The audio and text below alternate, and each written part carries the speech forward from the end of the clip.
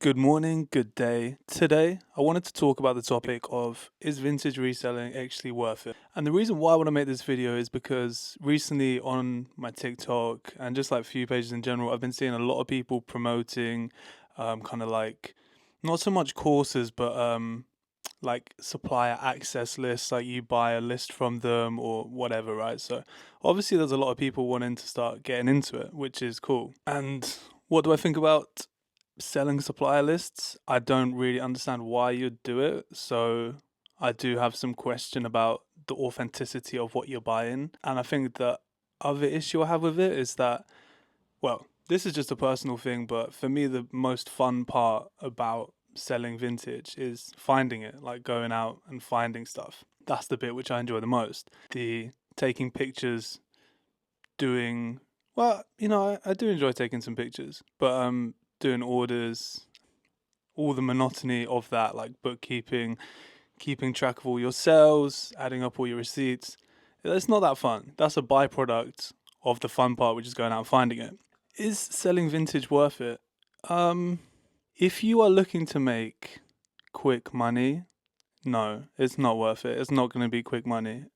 If you're into vintage clothes or like fashion in general, then it could be worth it. It's not an easy bag. You don't just get 100 items in, then sell 100 items for the price which you wanted to sell them at, and then have that money in your bank account in the same week or month or whatever. Doesn't happen. You need to have a large amount of stock. So for that, you need like an office or a spare room or whatever, right? You need to be constantly reinvesting your money into new stock. Keep taking money out of it, then you can't grow and get new stock, better stock in. You need to constantly be reinvesting, right? You obviously do make money from it, yeah, but it is time consuming as well. Like it takes time to steam or iron clothes, takes time to list clothes. And then when you're first starting out, if you actually worked out the hours you're doing for the amount of money you're making, it's not that great. I think as a side hustle, could work for a lot of people.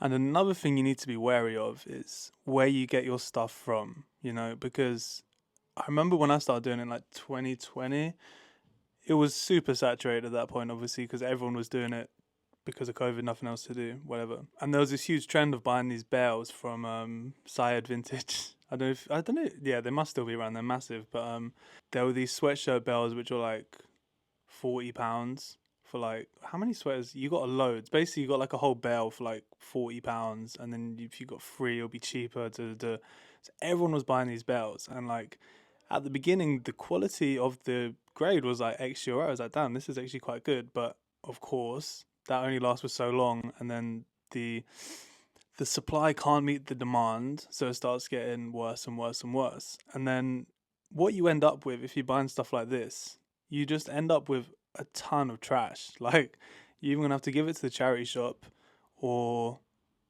take it to a car boot sale, or there's no one's really gonna buy it unless you sit on it forever. And then what? You need a whole office to keep 500 items, which are all just trash. I personally don't really buy bells anymore. I don't think I've bought a bell for like 2 years. I still order some wholesale from one company, which are quite good, and they have nice kind of packing lists, and it is quite expensive though, but the quality is pretty decent and the communication is good. Whereas a lot of wholesalers, the communication is terrible. You can be waiting for stuff for ages. Sometimes people just don't get stuff. They just get scammed by the wholesaler, and then the wholesaler goes out of business, and then you're just out of pocket. So I think if you're considering starting reselling vintage or streetwear, the most important thing, like everything, is to find your niche and make it something that you're into, so you actually enjoy it. Because if you're not into it, you're probably not going to stick at it, and then you're just going to waste a load of money on just stuff which is going to sit forever. And you got to learn about it. You got to learn how to price stuff. You got to learn information about the actual items themselves. Then you need to find a supplier or find a way to get stuff. That could be anything. That could be, well, I mean, charity shops, that's been a myth. If anyone actually runs a business from reselling from charity shops, fair play to you, because I do not know how you do that. In England, you can go to kind of like car boots. Wholesale's probably a good option if you find a good wholesaler, build a relationship with them. Another thing you need to understand about wholesalers, if you are spending like £300 with them, you're not really a priority. A lot of these wholesalers have got people who place huge orders, and they they get good little deals, or they'll kind of get some nice items chucked in, or they'll get treated nicely because they're spending money. Same as every business, right? If you're a big spender, you're going to get looked after. So if you're just starting out, you want to be careful where you're putting your money, where you're buying from, especially if you're buying blind. Like, it is a big risk. And another thing you need to think about is, of course, taxes. So if you are self-employed, that's really easy. If you're already self-employed, that is. It's really easy because you can just run it as a sole trader. And then if you have another stream of income, you can just write down that you've got that basically you're running two different things which are making you money. And then you submit the expenses, profits, da da da da. Simple, right? But where it could get a bit more technical is if you're in a full-time employed job on a salary, and then you're also reselling at like a medium scale. I don't actually know how that works because I've never done it. I've been self-employed for like 5-6 years now. That is something you would probably want to talk to an accountant about, because if you're generating like 1 to 2k a month in sales revenue, that is 12 to 24k a year.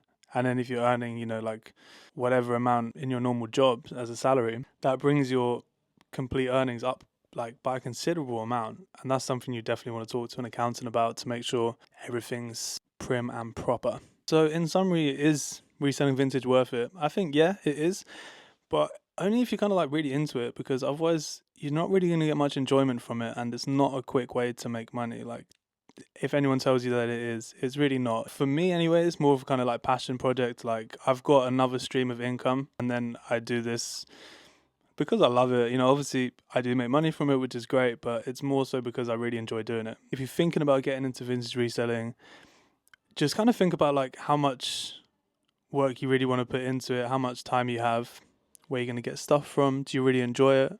Is it a long-term thing? Is it a quick thing?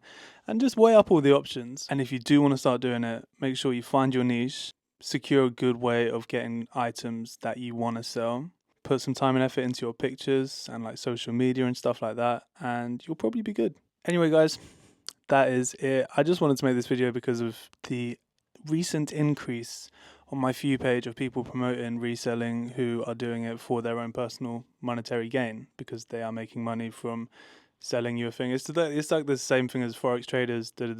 Well, yeah, I mean, it pretty much is.